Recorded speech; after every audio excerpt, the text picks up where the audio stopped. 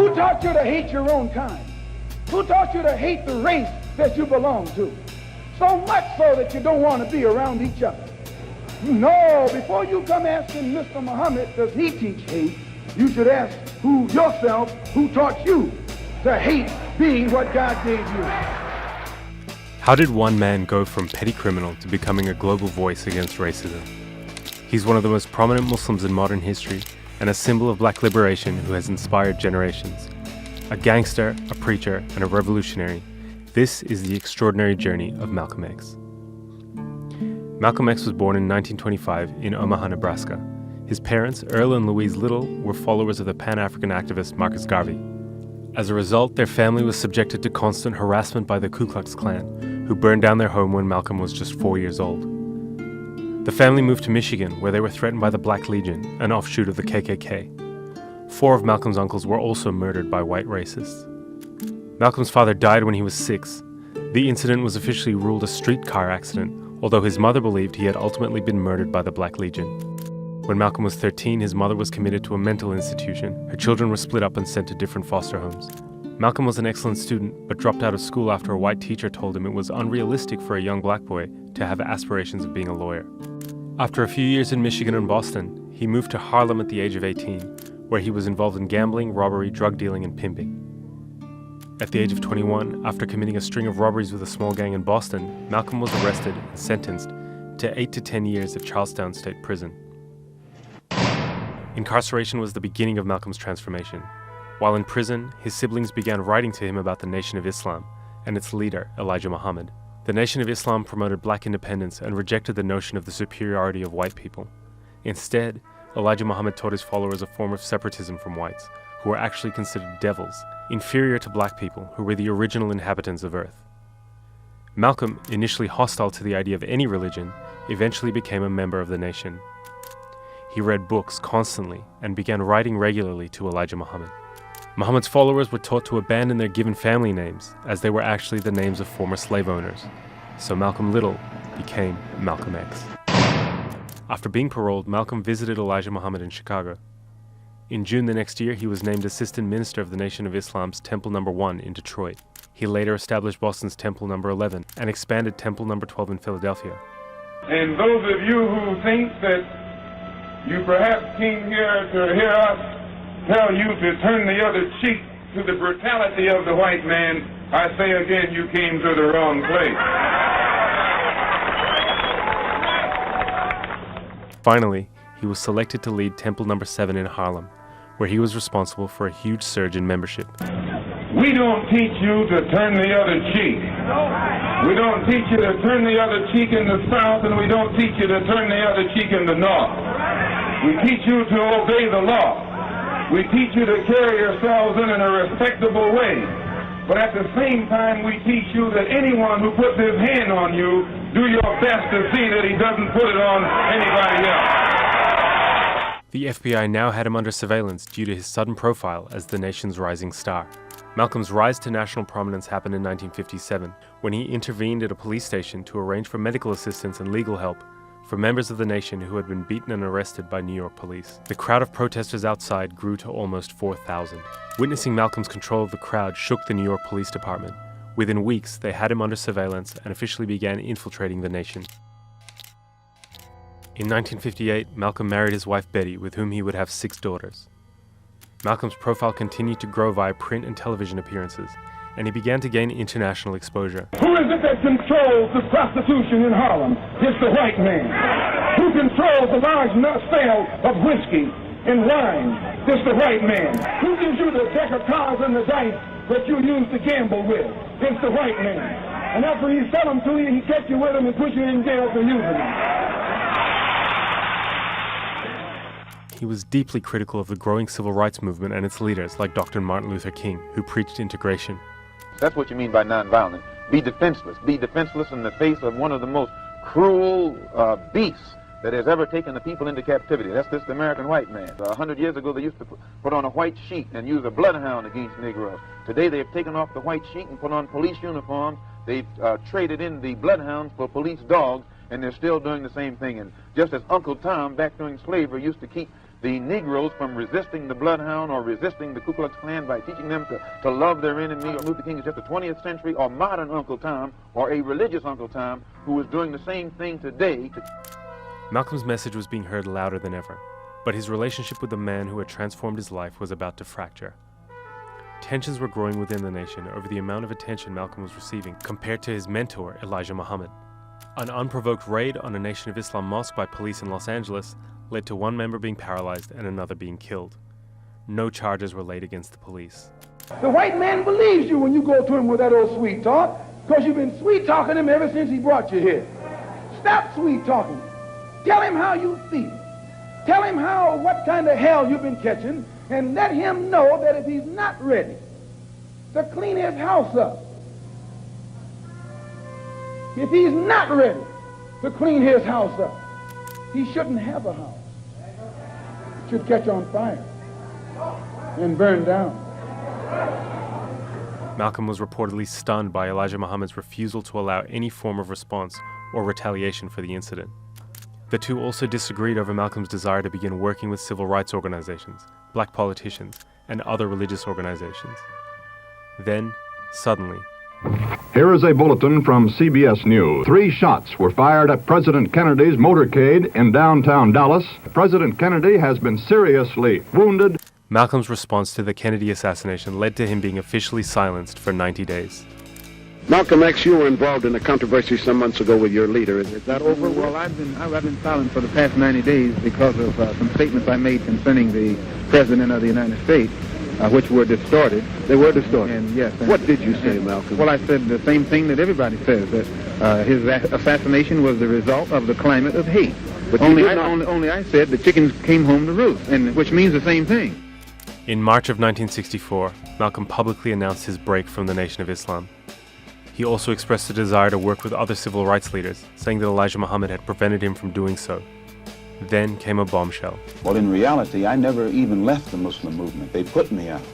And they put me out because of what I knew, and what I knew was told to me by Mr. Muhammad's son, Wallace Muhammad himself. They put me out and they put him out. Who is the father of all of these various children whom you have enumerated? The first one to tell me who the father was Wallace Muhammad, and he told me that the father was Elijah Muhammad himself. And how many of these illegitimate children did he father with the sisters? Well, he made 6 sisters pregnant. They all had children. 2 of those 6 had 2 children. I am told that there is a 7th sister who is supposed to be in Mexico right now, and she's supposed to be having a child by him. Are you not, perhaps, afraid of what might happen to you as a result of making these revelations? Oh, yes. I probably am a dead man already. After splitting from the nation, Malcolm began learning the tenets and practices of Sunni Islam. He founded the Muslim Mosque Incorporated, a religious organization, and the Organization of Afro-American Unity, a non-religious group promoting Pan-Africanism. He had softened his position on Martin Luther King, who he met only once in person. And later the same year, he performed Hajj, the Muslim pilgrimage to Mecca. This was to be yet another transformative experience for him. When I was on the pilgrimage, I had close contact with Muslims whose skin would in America be classified as white, and with Muslims who themselves would be classified as white in America. But these particular Muslims didn't call themselves white. They looked upon themselves as human beings, as part of the human family, and therefore they looked upon all other segments of the human family as part of that same family. Now, they had a different look or a different air or a different attitude than that which is reflected in the attitude of the man in America who calls himself white. So I said that if Islam had done that for them, perhaps if the white man in America would study Islam, perhaps it could do the same thing for him. After Mecca, Malcolm made 2 trips to Africa, meeting officials and speaking on radio and television across the continent. In Cairo, he attended the 2nd meeting of the Organization of African Unity and met Africa's most high-profile leaders, including Kwame Nkrumah of Ghana, Gamal Abdel Nasser of Egypt, and Ahmed Ben Bella of Algeria, who all offered him official positions in their respective governments. He met with Fidel Castro and was one of the first African-American leaders to meet the newly created Palestinian Liberation Organization, and was one of the pioneers of a tradition of Black Palestinian solidarity that would be continued by the Black Panther Party and the Black Lives Matter movement. A common misconception about Malcolm's philosophical evolution is that his process of turning to Sunni Islam softened his political positions. While it's true that Malcolm abandoned some of the nation's more extreme separatist positions on race, he remained a staunch black nationalist. I think what a lot of people are interested in, Malcolm, is whether this experience has made you feel that your feelings have changed, that the animosity you have expressed in the past toward all whites. There's one thing that I want to make clear.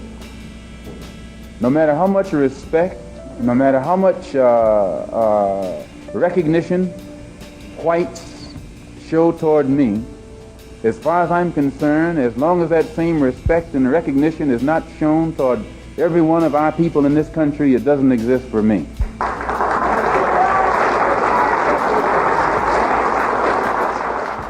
If anything, Malcolm's travel had led him to globalize his perspective, seeing black liberation as something beyond the United States, and as something that was intimately tied to struggles for independence across the Third World. It has remained a domestic problem.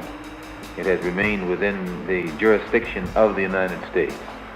And as such, it has been impossible for the Afro-Americans or American Negroes to try and enlist the support of other dark-skinned people who are being oppressed the world over in that struggle. And the only way this can be done is by internationalizing the problem. If you take up arms, you'll end it. But if you sit around and wait for the one who's in power to make up his mind that he should end it, you'll be waiting a long time. And in my opinion, the young generation of whites, blacks, browns, whatever else there is, you're living at a time of extremism, a time of revolution, a time when there's got to be a change. The Nation of Islam had not taken Malcolm's exit and public criticism of Elijah Muhammad's misconduct lightly. His family was repeatedly threatened, their car was bombed, and FBI surveillance records show that law enforcement was aware that elements within the nation were openly discussing his death. Then his house was burned down. On February 21st, 1965, Malcolm was addressing the Organization of Afro-American Unity in Manhattan's Audubon Ballroom. He was shot 21 times. 3 Nation of Islam members were tried and convicted of the murder, but questions remained. At the time of his death, Malcolm was under surveillance by both the NYPD and the FBI's COINTELPRO operation. For many, there is simply no doubt that one or both organizations had a hand in his assassination. Malcolm's legacy went on to be preserved in hip-hop, film, and literature. Most importantly, his own autobiography, which continues to be celebrated and was named one of the 10 most influential non-fiction books of the 20th century. His politics continue to inspire generations of activism against racism and imperialism worldwide. People in power have misused it, and now there has to be a change, and a better world has to be built, and the only way it's going to be built is with extreme methods. And I, for one, will join in with anyone, don't care what color you are, as long as you want to change this miserable condition that exists on this earth. Thank you. Malcolm's funeral was held in Harlem. Some estimate that up to 30,000 people attended. Actor and activist Ossie Davis delivered the eulogy. Harlem has come to bid farewell to one of its brightest hopes, extinguished now and gone from us forever.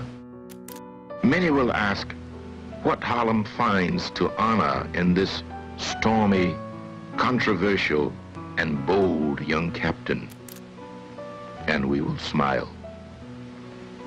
Many will say, turn away, away from this man, for he is not a man, but a demon, a monster, a subverter, and an enemy of the black man.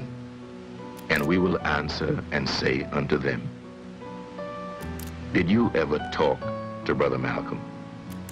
Did you ever touch him or have him smile at you? Did you ever really listen to him? Malcolm was our manhood, our living black manhood. This was his meaning to his people. And in honoring him, we honor the best in ourselves. What we place in the ground is no more now a man, but a seed, which, after the winter of discontent, will come forth again to meet us. And we shall know him then for what he was and is, a prince, our own black shining prince, who did not hesitate to die because he loved us so. You now use Shabazz and drop X? I'll probably continue to use Malcolm X and I'll probably use it as long as the situation that produced it exists.